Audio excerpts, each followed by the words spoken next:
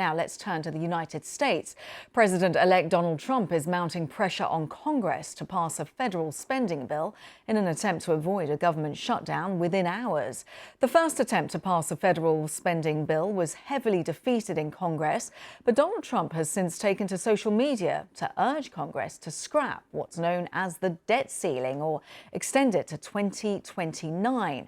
Now, despite Donald Trump originally backing the bill, 38 Republicans broke ranks and voted against it. It failed to reach the required two-thirds majority. Now we're waiting to see if a second vote on Friday, which would require just a simple majority, will happen. And if it does, will it receive enough support to pass with such a slim Republican majority? Well, here's the Speaker of the House, Mike Johnson, speaking after the first vote. It is, I think, really irresponsible for us to risk a shutdown over these issues on things that they have already agreed upon. I think you need to be asking them the questions about that. But what's the next step? We will regroup and we will come up with another solution, so stay tuned. Will you drop it? Well, as for the Democrats, they're blaming what they call the MAGA Republicans, who they say went back on an agreement. One or two puppet masters weigh in, and the extreme MAGA Republicans decide to do the bidding of the wealthy, the well-off, the well-connected, millionaires and billionaires, not working-class people all across America. The bill that is before us today is just part of an effort to shut down the government. Unless we, as representatives of the American people, bend to the will of just a handful of millionaires and billionaires. Well, our correspondent Peter Bowes has the latest on this.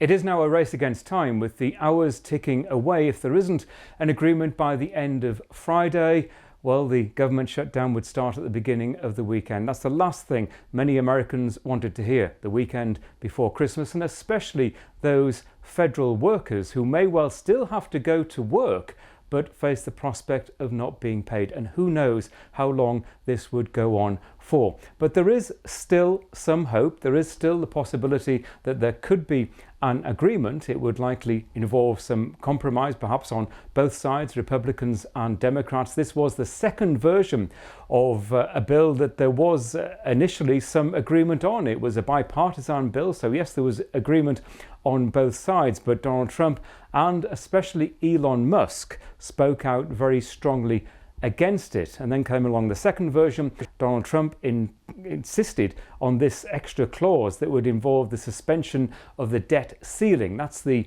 amount of money that the federal government can borrow to fund services. And Democrats say, well, they believe that Donald Trump wants this to give him a free rein over the first couple of years of his administration to cut taxes, which Democrats say would benefit the better off in this country, and would lead to an increase in the federal deficit. So there's still some hope, but it will involve potentially compromise that won't look good for Donald Trump if that clause is dropped. And it also doesn't bode well.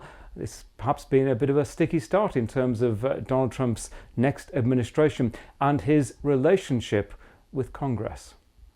Yeah, fascinating insight there. Lots more on our website on that. Our thanks to Peter Bowes.